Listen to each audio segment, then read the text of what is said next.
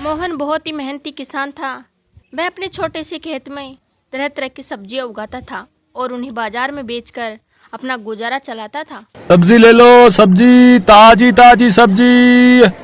बहन जी, आज लौकी लेकर आया हूँ। ताजी ताजी लौकी उगी थी और आप कई बार बोल भी चुके थे, तो सोचा आज लेता ही जाता हूँ। हाँ अच्छा, वैसे तुम्हारी सब्जी खुद के बाग की उगी होती है, इसलिए मेरे घर में सब बहुत पसंद करते हैं। एक काम करो, मुझे 2 किलो लौकी और 2 किलो तुरई कर दो। और करेले भी लाए हो क्या भैया? अब तो गर्मियों की सब्जियां शुरू हो गई हैं, तो करेला तो बहुत पसंद करते हैं सब। करेले भी ले आना। ठीक है बहन जी, मैं कुछ दिनों में करेले भी रखूंगा। आप मंडी में अगली बार आओगे तो आपको करेले जरूर मिलेंगे। हाँ मोहन भैया, करेला है क्या? नहीं साहब, कुछ दिनों में करेले की फसल बस होने ही वाली है, फिर आपको ताजे ताजे करेले मिल जाएंगे। हाँ ले आना, मेरी माताजी को करेले बहुत पसंद है भाई, और वो तुम्हारे ही बाग के करेले खाती हैं। उस दिन मोहन को करेले के लिए काफी ग्राहकों ने बोला।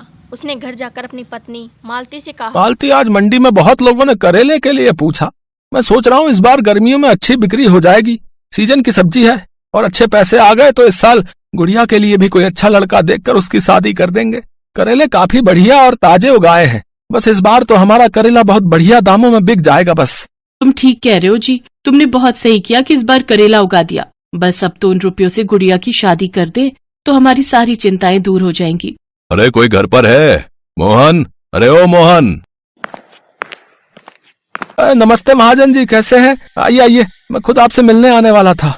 अरे मुझे सब पता है, तू कोई मुझसे मिलने नहीं आने वाला था, मुझे ही तेरे पास आना पड़ता है। बात सुन, अब मैं और कर्जा नहीं रोक सकता, तुझे मेरे सारे रुपए लौटाने होंगे। मुझे अपनी बेटी की शादी करनी है, उसमें मुझे रुपयों की जरूरत है। तू मेरे 20,000 रुपए वापस कर दे। पर महाजन जी, मैंने तो आपसे 3 महीने आगे की मोहलत मांगी थी। अभी तो कर्जा देने के लिए मेरे पास 3 महीने का समय बाकी है।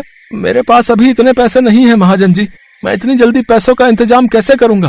अरे मैं कुछ नहीं जानता, कहीं से भी इंतजाम कर, पर मुझे मेरे पैसे। तभी महाजन की नजर मोहन के बगीचे पर पड़ी थी, जिसमें बहुत ही सारे करेले। बस मेरा तो काम हो गया, मैं 2-3 दिन में लड़कों को भेजूंगा, सारे करेले तोड़कर उन्हें दे देना। इन करेलों को बेचकर मेरा कर्जा उतर जाएगा। मालिक ऐसा न कहो, ये सारे करेले बड़ी मुश्किल से मैंने उगाए हैं। अगर ये आपने ले लिए तो मैं इतने महीने तक क्या करूंगा? ये मेरी 2-3 महीने की मेहनत है, मैं थोड़े थोड़े पैसे लौटा दूंगा। महाजन जी, मुझ गरीब पर दया करो। मुझे कुछ नहीं पता, मैं जा रहा हूँ और 2-3 दिन में लड़कों को भेजूंगा। महाजन ने मोहन की एक बात भी नहीं सुनी और 2-3 दिन में लड़कों को भेज दिए। लड़कों ने सारे करेले तोड़ दिए और टोकरियों में भरकर ले गई थी। मोहन कुछ भी नहीं कर सकता था और उसकी पत्नी और वह बहुत दुखी हुई। गुड़िया भी उन्हें देखकर बहुत दुखी होती है और उनसे कहती हाँ है, बापू, ये लो कुछ खा लो, मैंने दाल चावल बनाए हैं।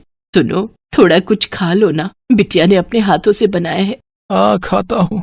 मोहन की आंखें आंसुओं से भर आती हैं। तभी वहाँ एक साधु आता है। बाबा को कुछ खाने को दे दो, बहुत भूख लगी है। माँ, दाल चावल तो इतने ही थे और पतीले में नहीं रखे। बिटिया एक काम कर, इसमें से थोड़े चावल अलग करके बाबा को दे दे। बापू, अगर मैंने ये चावल बाबा को दे दिए तो आप भूखे रह जाओगे। घर में और चावल नहीं रखे बापू। कोई बात नहीं बिटिया, बाबा को ऐसे द्वार से खाली लौटाना भी तो ठीक नहीं, तू उन्हें ये दे। गुड़िया थोड़ी सी चावल साधु बाबा को दे देती हैं और साधु बाबा वहीं द्वार पर बैठकर खाने लगते हैं। बाबा, आप ये खाओ, मैं आपके लिए पानी लाती हूँ। सुनो जी, ये लो, आप थोड़ा मेरे में से खा लो। क्या सोचा था और क्या हो गया मालती? मैंने सोचा था इस बार अपनी बिटिया के हाथ पीले कर देंगे, पर मुझे क्या पता था कि महाजन मेरे साथ ऐसा करेगा। करेले की फसल से बहुत उम्मीद थी, सोचा था करेले बेचकर अच्छी बिक्री हो जाएगी, पर महाजन ने हमारे कमाई के सारे रास्ते बंद कर दिए। ग्राहक करेला मांग रहे थे, क्या करूंगा? अब तो फसल उगने में भी 2 से 3 महीने लग जाएंगे, कुछ समझ नहीं आ रहा। मोहन की बातें साधु बाबा सुन रहे थे और वो मोहन से बोलते हैं, बेटा, भगवान तुम्हारा भला करे, तुमने आज मुझ भूखे का पेट भरा है, अपने भोजन का निवाला मुझे दिया है। जीते रहो बेटा, चिंता मत करो, आज रात की बारिश के बाद कल नया सूरज जरूर उगेगा। इतना कहकर साधु वहां से चला जाता है और शाम को बहुत तेज बारिश होती है और तूफान आता है। खेत पानी से भर जाते हैं। मोहन देखता है कि सूरज बहुत अच्छा निकल आया है और उसका खेत करेले से भर गया है। उसे साधु बाबा की बात याद आती है। मालती, साधु बाबा के शब्द मुझे अब समझ में आ रहे हैं। उन्होंने कहा था कि रात की बारिश के बाद नया सूरज उगेगा। ये सब क्या है मालती?